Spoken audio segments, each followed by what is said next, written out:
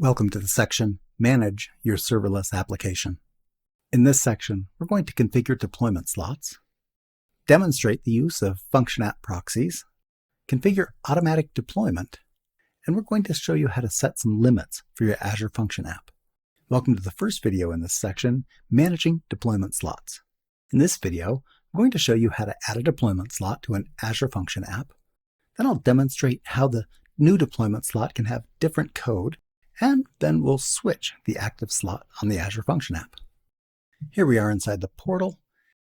I do have a new function app that I created to help with this demonstration called Quick Slot Test.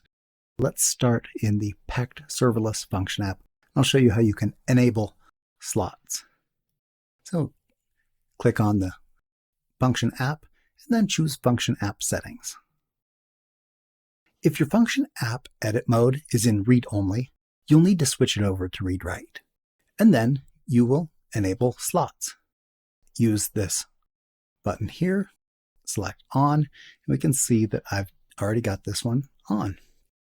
Whether it's on or off, there is a section over here if you expand your function app for slots. But your slots, you can't create one yet unless the deployment slots is enabled in the function app settings. If you expand the slots, you can see if you've already created one, and then you can create a new slot with the plus button. I'm going to go ahead and close this function app and expand the quick slot test, where I've already got a slot called staging. In this quick slot test function app, I just created a basic HTTP trigger with all of this code, which is 100% straight template.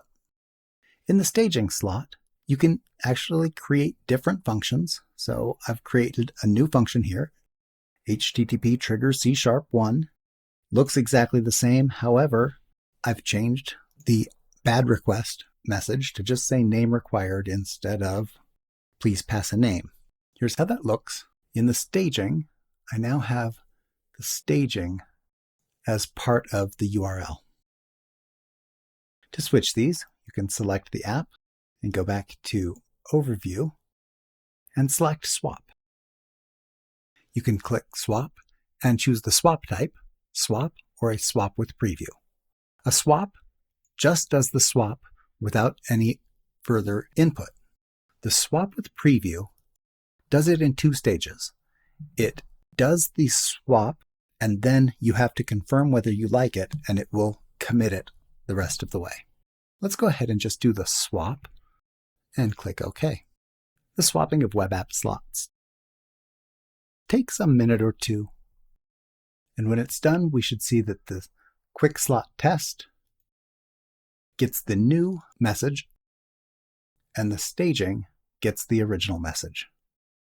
While we're waiting for that, I'll point out a couple of things about this. One is that I've already got a slot here, staging. So if I tried to click create slots, it lets you know consumption plan only allows for a single slot. Multiple slots are available with app service plans. More expensive app service plans allow for more slots.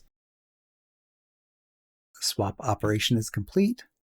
And now our original URL has the updated message and the staging slot has the original message. So that's deployment slots. In the next video, I'm going to show you how to add and manage function app proxies.